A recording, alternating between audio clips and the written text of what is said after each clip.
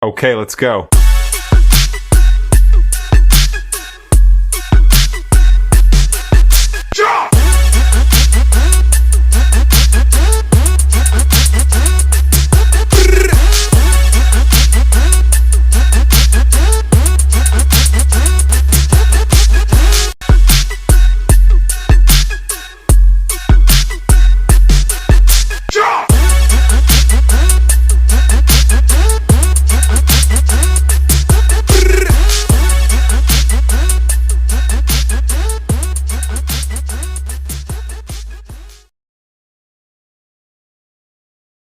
Habang ako'y naghihintay na maubos itong pinapatulo kong oil sa change oil ko dito, nag-DIY ako, do it yourself change oil.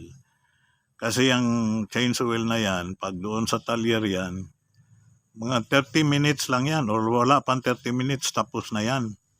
Ang problema ko dyan ay hindi na uubos yung lumang oil.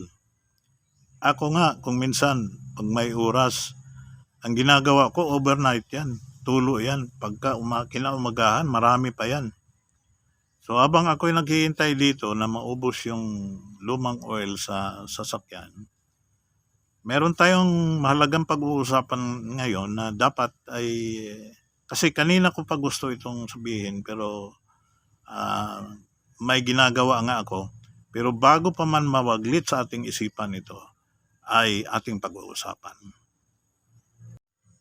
Mga kapatid at mga minamahal kong kababayan sa Pilipinas at in particular those who are in the coconut industry, ang mga maliliit na mga coconut farmers sa mga niyugan, unang-una na siya nga sa coconut industry ng Pilipinas, siya yung nasa front line talaga, ang mga coconut farmers, maliliit na coconut farmers. Unang-una, nagpapasalamat tayo sa Pangulong Bongbong Marcos kasi lately umabot na ng 17 pesos per kilo. So umangat kunti at nakatulong sa mga coconut farmers. Ngayon, ang buying price naman ngayon ay 15 pesos and 20 centavos. Pick up price yan. Sila na ang kukuha dito sa mga niyugan kung saan nag-harvest ang mga maliliit lang yan. Ang pinakamalaki dito, yung simpre, yung sa dahikan.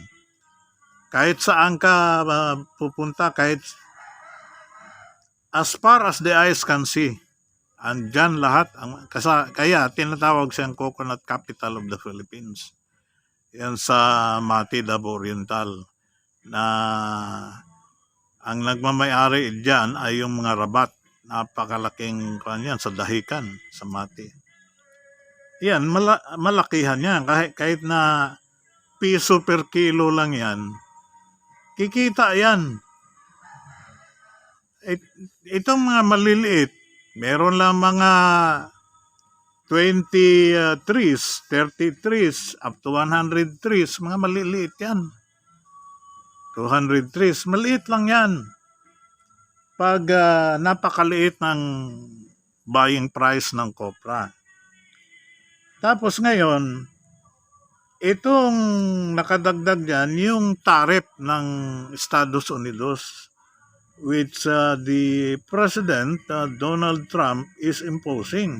Hindi lang naman tayo, lahat ng mga nagpapadala ng mga produkto nila doon, kahit anong bansa, ay they are paying 20% depending on the countries or depending on the kind of products. Tayo, 20%. At isa nga dyan, itong coconut. Kasi tayo doon ay nagpapadala ng mga byproducts nito, kagaya ng pinaka-epektibong virgin coconut oil. Ang daming mga sakit-sakit sa katawan yan. Pwede rin yan, facial. Very effective ang BCO. At yan ay ginagawa na ng mga Amerikano At dito sa atin, may mas mura tayong mabibili sa BCO, itong mga locally manufactured, locally produced BCO. Kasi nakakagawa na rin tayo niyan. At saka mura na siya, at saka malalaman mo talaga na tunay siyang BCO kasi meron pang amoy. Yung mga hindi naman natin sinasabi na yung mga walang amoy ay pero mahal eh. Mahal siya. So, yan ang malakas na produkto ngayon kahit saan yung VCO, Virgin Coconut Oil. Lalo na nung kasagsagan ng COVID-19. Kasi marami ang ginagamot sa katawan at saka it will improve your fight against any diseases. Nakakapagpaitim nga yan ng buhok yung BCO eh. So ngayon, pumunta ang Pangulong Marcos sa US at nakipagkita kay President Donald Trump. He made a concession there with the United States President and he was given only 1% discount. 19% ang laki pa rin. We know Trump because this shrewd New Yorker businessman is just that, shrewd. And he is now the President of the United States of America with his America First policy. Kaya ganon yan. Nagpapamahal sa mga tarif, mga produktong dumadating doon sa kanilang bansa. Sipin mo, halos 300 million na rin yung mga Americans na yan. Kaya maraming makakapagnegosyo din doon. Ngayon, itong balita na tatanggalin daw, may balita ngayon na tatanggalin daw lahat ng Pangulong Trump ang 19%. So zero tariff tayo sa mga products natin.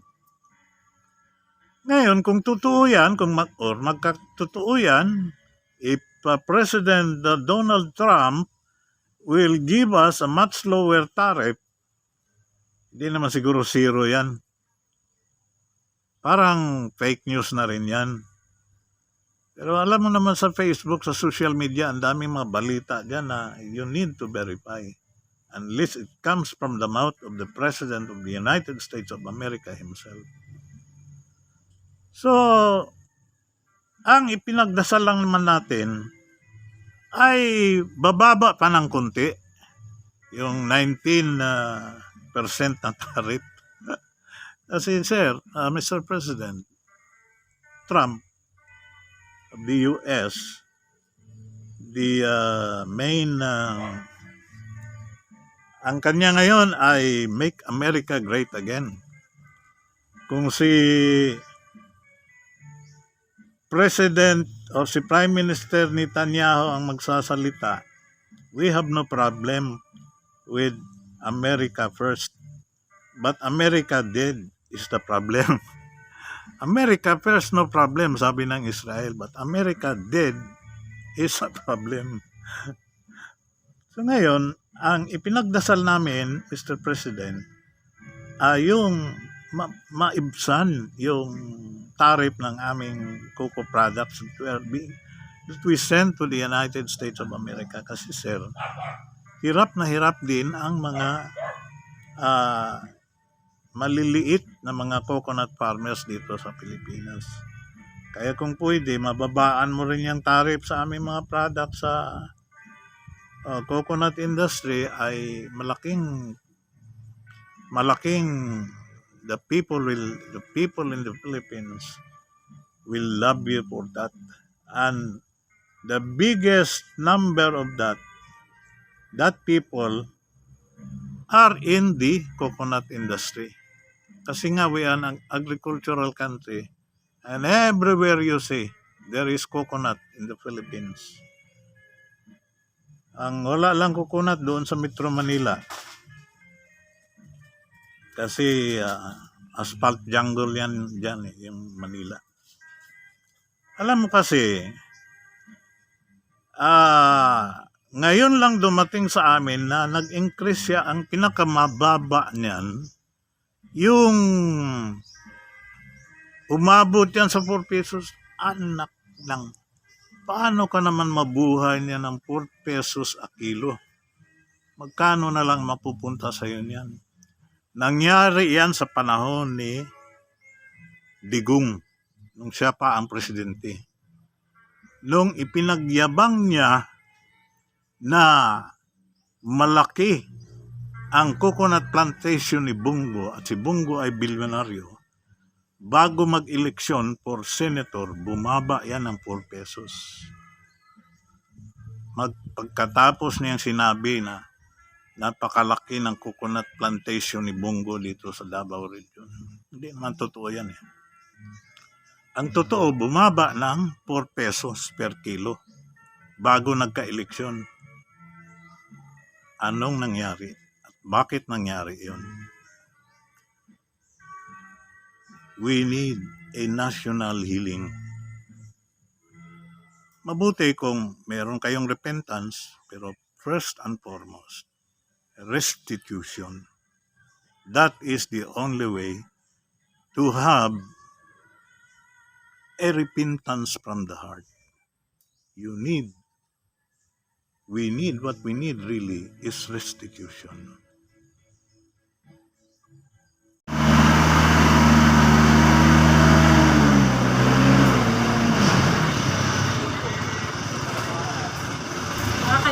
Nata i-tax o tariff sa mga produkto ang makapahimulos ang mga magbabaon.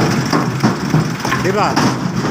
Kay ang mga produkto nato tanan mga BCO, virgin coconut oil, tanan na ug itumod nato sa Amerika 5 ka 20% ang tariff kada ko ana.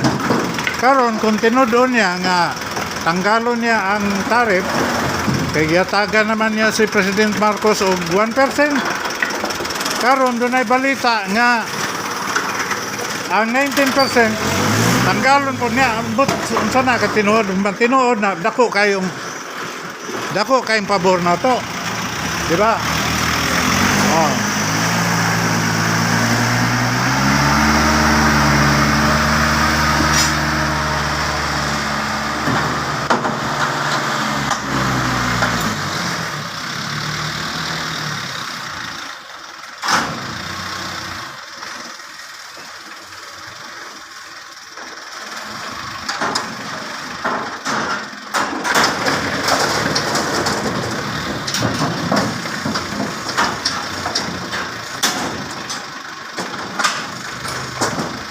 Dako kay nun eh. 19% tanggalon yun niya. Dako madugang sa ato. Madto man sa ato ang presyo. Karon gisugdan naman sa kuan ni Marcos nga, di ba? Asa man ta nang 15 pesos kada kilo, 17 kilos kada kilo sa una, wala man na. Karon gi patasan na ni Bongbong Marcos. Muna nga naka-iyawat o gamay ang mga magbabaol. O, di ba? Ako kayo ng tabang sa ato, labi tanggalo na ni President Trump sa Estados Unidos ang kuan, ang tax, kanang tariff, umadto na sa ato, di siguro maabot ng 50 pesos ang kilo.